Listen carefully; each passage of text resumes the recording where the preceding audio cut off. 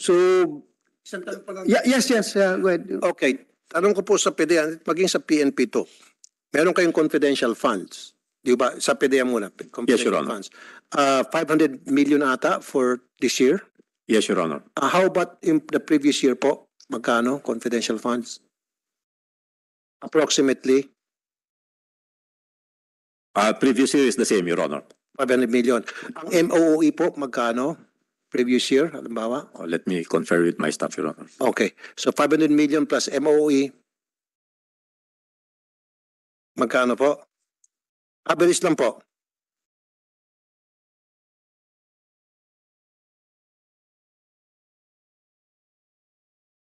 Magkano po? 1.2 billion. So umabot po ng 1.7. Average po. Yes, Your Honor.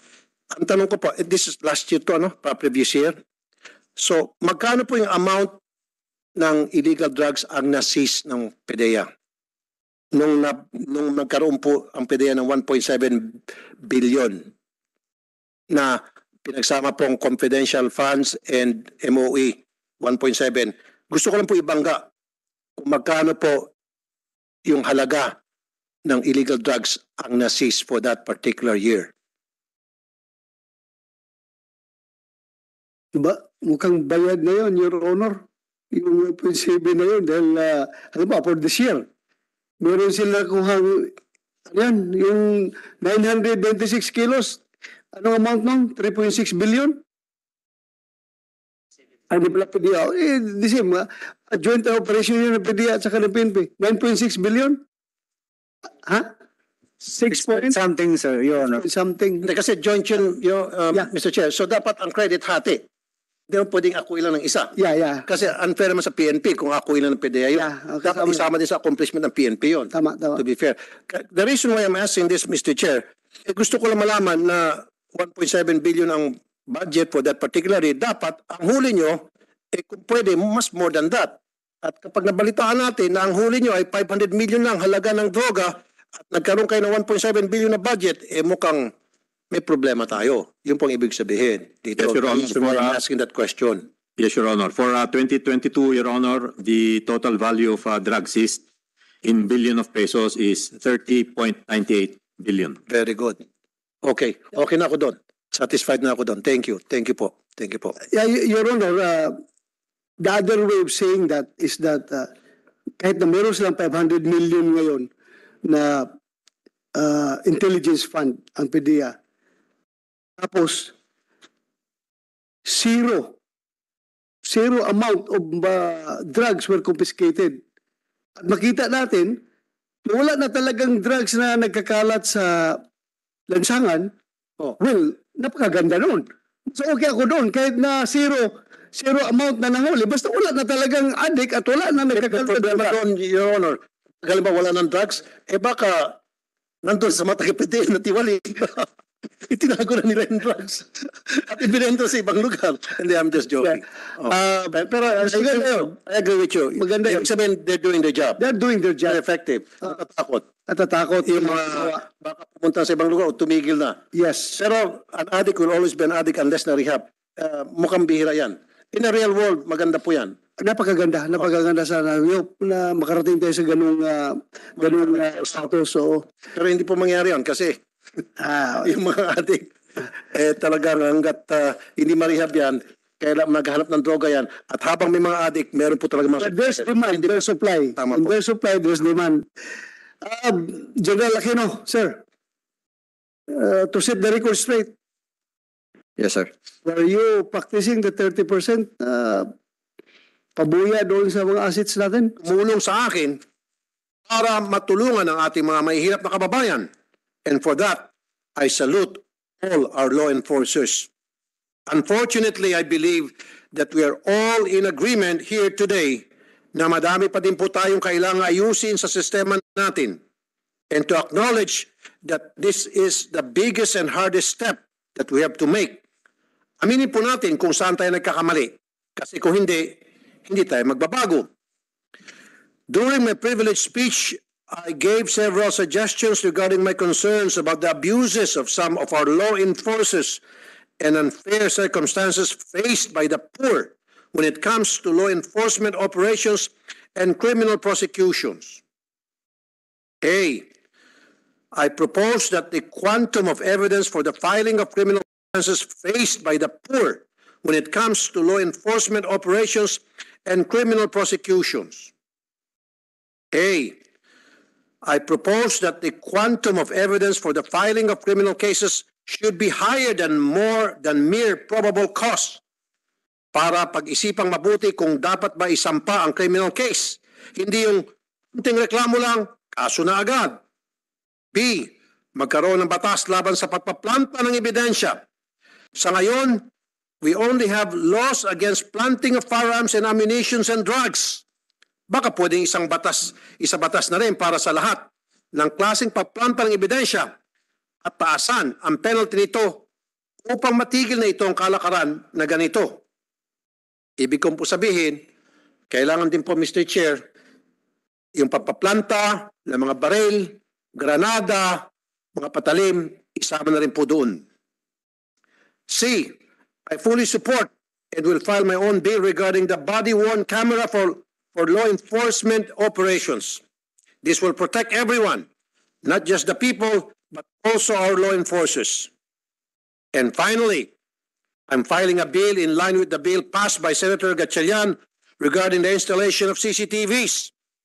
But it is the installation of CCTV cameras in incarceration facilities, such as the detention facilities in our police prisons, the jails of the BJMP, and the prisons of our Bureau of Corrections. In the bill, I propose that there be CCTV systems in the common areas and in all entrance and exit points of these facilities. At idagdag ko din po na sa mga presinto ay may CCTV system sa perimeter at sa mga interrogation rooms. Dito po kasi nangyari ang mga kabalaghan, mga nabubuhay in the common areas and in all entrance and exit points of these facilities. At idagdag ko din po na sa mga presinto ay may CCTV system sa perimeter at sa mga interrogation rooms. Dito po kasi nangyari ang mga kabalaghan, mga nabubugbog at minsan nararip pa ng mga naaresto ng mga kapulisan. Nais ko pong marinig ang panig ng ating mga resource persons tungkol sa mga panukalang ito. And finally, I want to get to the bottom of this reward system for informants and assets that involve the reward of giving the actual drugs to them. Isang malaking kahangalan. Ito kung totoo po. Ang lumalabas nito, ang gobyerno pang nagiging pusher ng droga dahil sa pinamimigay ito sa mga asset na siyang involved din sa drug cartel. Kailangan maparusahan ang nakaisip nito kung sino man ang genius na may isip nito. At lahat ng sumang-ayon na mga genius din sa ganitong kalakaran. Malaking bagay po ang mga asset sa law enforcement. Tanggap ko po yun. Pero kailangan ito po ay properly regulated. Sa totoo lang, base sa mga narinig kong itong mga asset na ito, ang nagiging dahilan din ng pag-aaway ng PNP at PDEA. Pag ang asset ng isa ay kalaban ng asset ng kabila, naglalaglagan ang mga operatives ng PNP at PDEA. We've had very unfortunate incidents where our own people from PNP and PDEA on the opposite sides of shooting incidents and buy-bust operations. Nakakahiya po tuwing nangyayari ito. Paano magtitiwala ang mga tao sa atin kung ganito palagi ang nangyayari? Ang problema kasi sa mga asset at informants na inaalagaan ng ating mga law enforcers ay sila mismo ay mga kriminal din. Sila mismo ang nasa puso ng mga sindikato. And we allow our law enforcers to do business with these criminals through reward system. Ang nangyari, mismo ng ating mga law enforcers ang nagiging kriminal na din. How do we regulate this? How do we maintain the integrity of the PNP and PDEA? Paano natin ito masolusyonan? I hope to be able to get answers to these questions during this hearing.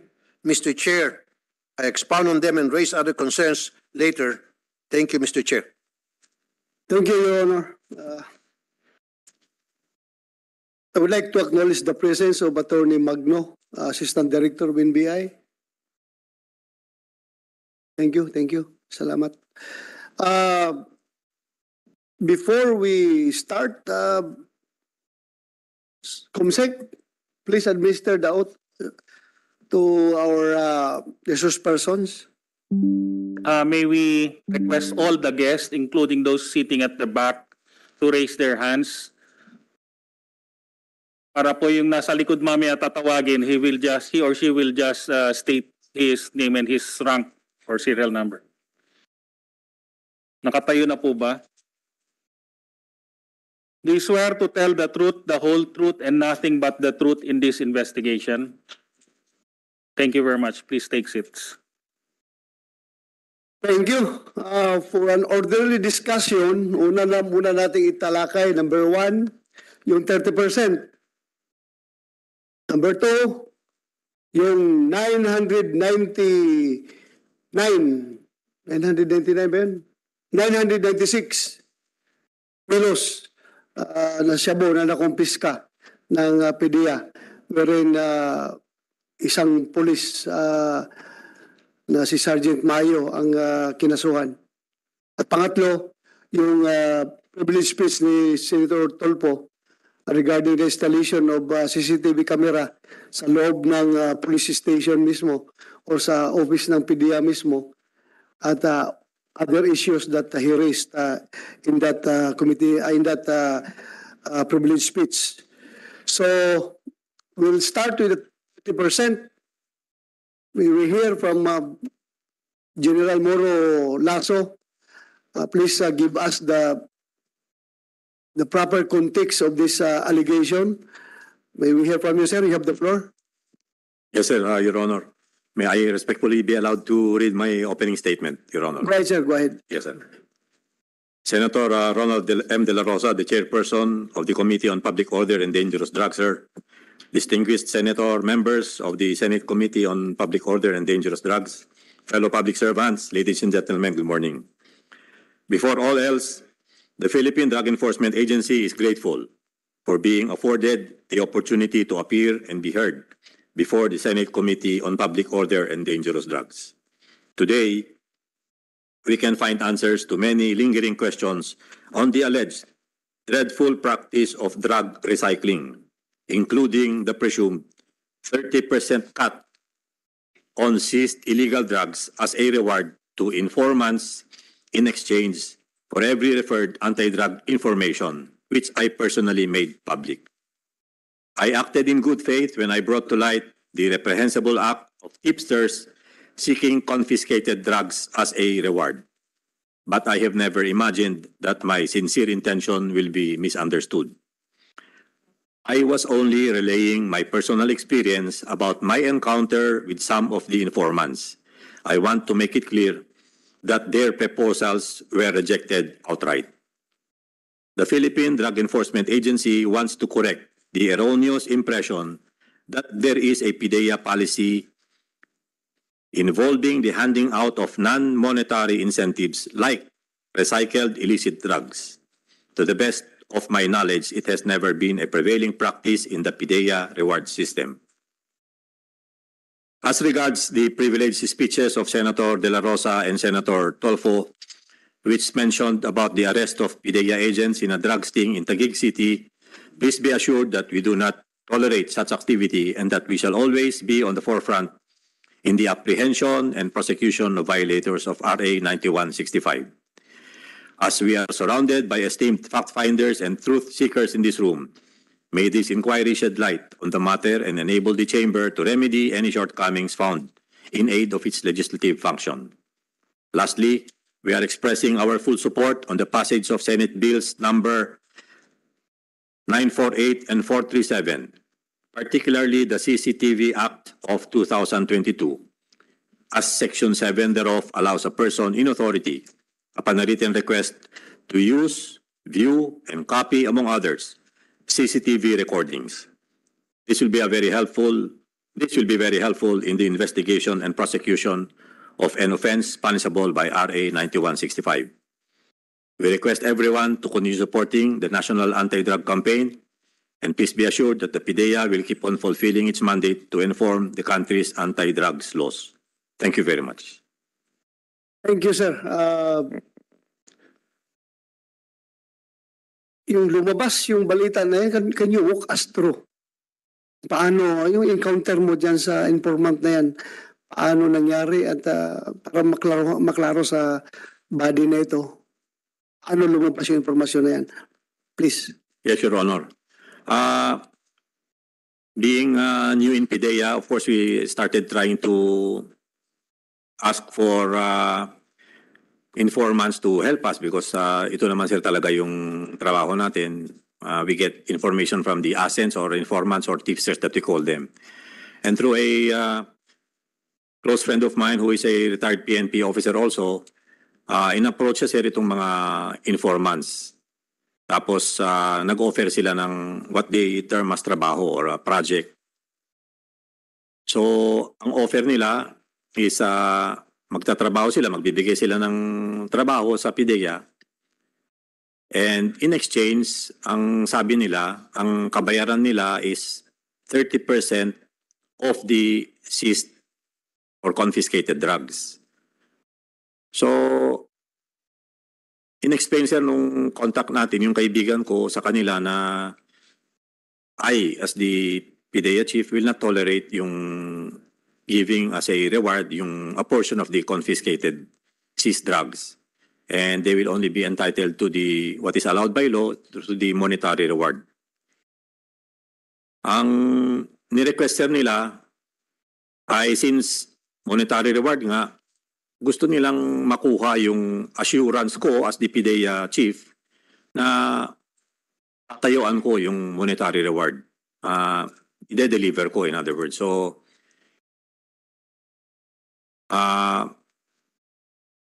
I decided that harapin ko sila na kausapin para to give them the assurance na yung monetary reward will be given to them. And so nagkaharap-harap nga sir kami. And so yun, kwento nga nila na tinanong ko rin kasi kung bakit ganun. Eh sabi nila sir, yun daw ang kalakaran, to use their words, na pati rin daw sa kabila. So sinabi ko sa kanila, tinanong ko, what do you mean na pati sa kabila? So they were referring to the Philippine National Police. Of course, we were just across we were just along EDSA. So outright sir, sinabi ko sa kanila na, no, I will not allow that, sabi ko. You will only be entitled to your, the monetary reward, which is corresponding to your accomplishment. And my presence now, sinabi ko sa kanila, ako, umarap ako sa inyo to give you the assurance na ibibigay namin sa inyo yung monetary reward. Kasi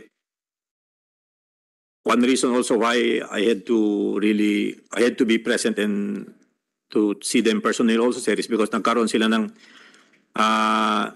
may binanggit sila, they mentioned of one incident na hindi raw nakarating sa kanila kasi yung reward.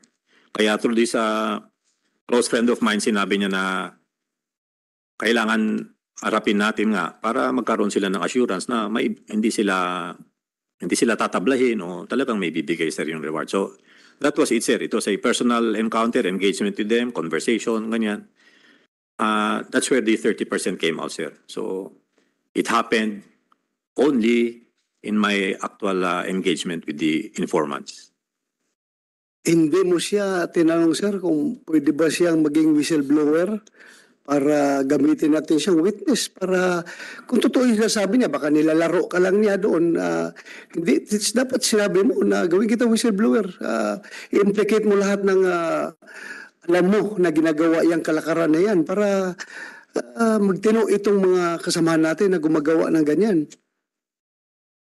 Hindi mo sinabi? Your Honor, no. Unfortunately, hindi ko naisip yon because I was excited a bit for us to pag-usapan yung trabaho nga na ino-offer nila. So, since, kumbaga, you stirred the hornet's nest, ano ba yan? Hornet's nest. Then, tuluyan mo na I think it should be incumbent on your part, being the director of PIDEA, to make things straight. Dapat kunin mo na yun, gawin mong state witness para kasuhan natin yung mga involved dyan sa 30% na yan because that is very unacceptable. Kontakin mo ulit yung tao na yun at panindigan mo yung sinabi mo para kasuhan natin yung mga involved. Dapat ganun ang ginawa mo. What can you say, sir? Maybe what I can do, sir, is try to get in touch with them again and maybe offer them this opportunity kung Mr. Chair, pwede makasingit po. Yeah. Okay. Honorable Moro Virgilio Lazo, Director General, nandun na rin lang po kayo, hindi niyo po naisipan na tanungin doon sa asset o yung pumunta sa inyo, nakaharap niyo na sino dito sa PDEA ang gumagawa ng ganong kabalastugan. Kasi sabi mo, sinabi sa inyo, yun ang kalakaran, maging sa kabila, and he or she was referring maybe to the PNP as you said. So doon na naman po nung sinabi niya, yung kalakaran Okay, sige, yun pala ang kalakaran. Sino ang mga involved dito sa PDEA na gumagawa ng kalakaran na yan? Kasi hindi ko alam yan. Hindi ako papayag niyan. You should have at least asked kung sino sa mga tauhan mo sa PDEA, present or previous na involved. You didn't ask that? That's a simple question. Yes, Your No, Honor, I'm it's sorry I asked. was not able to ask that question. Why not? Mataas pong ranggo ninyo. Dapat po, naisip niyang tanongin yon. Kasi di ba dapat very excited ka na linisin yung PDEA sa anumang klaseng katiwalaan, whether previous or present. Doon pa lamang po, sana red flag ho agad yun. It should have rang a bell. Nothing, abay may kalokohan pala rito na yung drugs pala binibigay na reward. At harap-harapan mo na nandyan na. Sinabi sa iyo na ang kalakaran dito sa PDEA. Sino sa PDEA? You should have asked that. Nagtataka lang po ako bakit po hindi niyo po natanong yon. Yun lang po, Mr. Chair. Yeah, thank you, Your Honor. Alam mo, sir, itong mga tao na ito, yung mga asset na yan, alam naman natin yan. Nilalaro tayo itong mga tao na ito. And for all you know, mamaya, totoo man yan o hindi, yung sinasabi niya, meron niyang intention. Bakit siya nagsabi ng ganun? So, to make things clear, lahat naman tayo, nobody from within this room, mapidiya man, mapulis man, mamedya man, mamere spectator man, nobody from within this room napapayag na ganun talagang kalakaran. Alam ko hindi, walang papayag niyan. Yung mga masira ulo lang, yung mga talagang mga sagad to the bones na yung kasamaan ng mga police at PDEA agent na yan, payag ng ganun. Wala man talagang papayag sa atin yan. Kaya sana, I hold you responsible for your disclosure. Dapat na-realize mo na you are the PDEA director and yung ginawa nilang revelation is a violation of law. Sana, loapin mo sir ngayon. Hanapin mo yung tao na yon at sabihin mo, tumayo ka sa state witness, alagaan ka ng gobyerno. Para tayo lahat dito. Kaya mong gawin yan. Yes, Your Honor. We'll try to get in touch with them again and talk to them, Your Honor. Mr. Chair, pwede makasingit? Thank you for that. Go ahead, Senator Tolbo, Your Honor. FYI lang, Director General Lazo, para sa kalaman mo at sa kalaman ng mga pulis, ito yung sistema, Mr. Chair, and I hope you will agree with me. Sa lahat ng mga illegalista, ito yung sistema. Kapag nagpalit ang administrasyon, lalapit yan sila doon sa bagong upo. Sir, ito po yung dating kalakaran. Ito po yung pwede maibigay namin sa inyo. At ito po yung dapat ine-expect namin na maibigay ninyo. So therefore, for me, in my humble opinion, yung taong lumapit sa kanya, nagsasabi ng totoo po yun. Kaya nga sinisingil lang niya o tinetesting niya itong si Director General Lazo kung papayag ba siya sa ganun lumang kalakaran. Dahil kapag hindi siya pumayag, then hindi na ipupush yun, then hahanap sila ng ibang grupo na papayag. Ganun po yun eh. Hindi naman out of the blue, yan po'y ginawa-gawa po nung lumapit kay Director General Lazo. Di po ba? And you agree with me. So nung kayo po nilapitan itong asset na to, paupo niyo lang po, tama?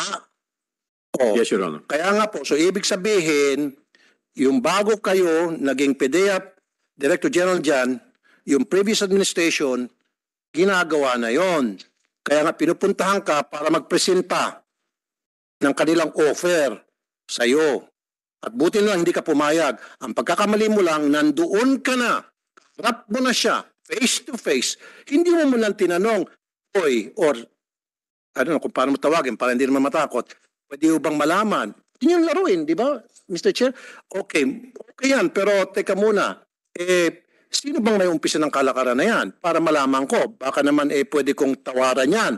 Di ba para huli-huliin lang? Kunyari sumasangayon ka.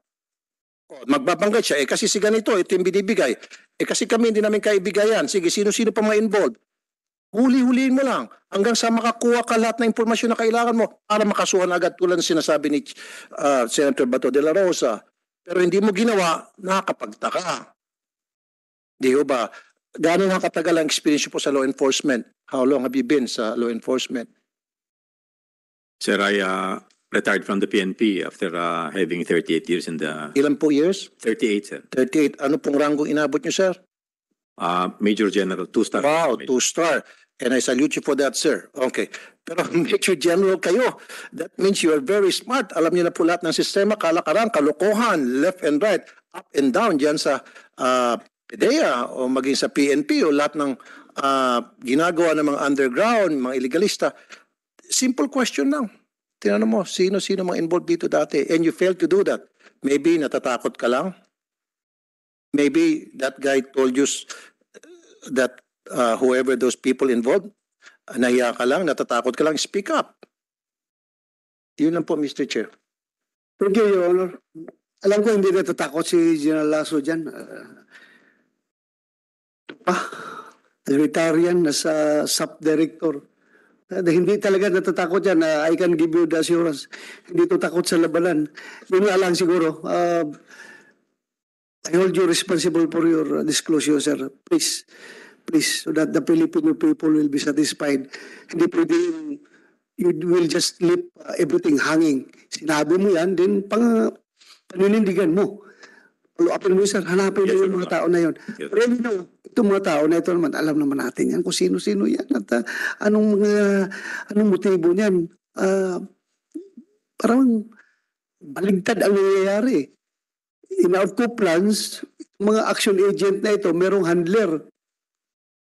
Ang nangyayari, yung handler na police o PDEA agent, sila lang hinahandle nitong mga action agent na sila sunod-sunuran. Itong gusto namin, mag-demand kami 30%. Take it or leave it. Sabi naman ng handler, sige, gawin natin yan. Basta makaka-accomplish lang kami. Baka gano'n na nangyayari. Baligtad nangyari. Ang action agent ngayon, ang nagiging handler. Yung handler ay sunod-sunuran na ng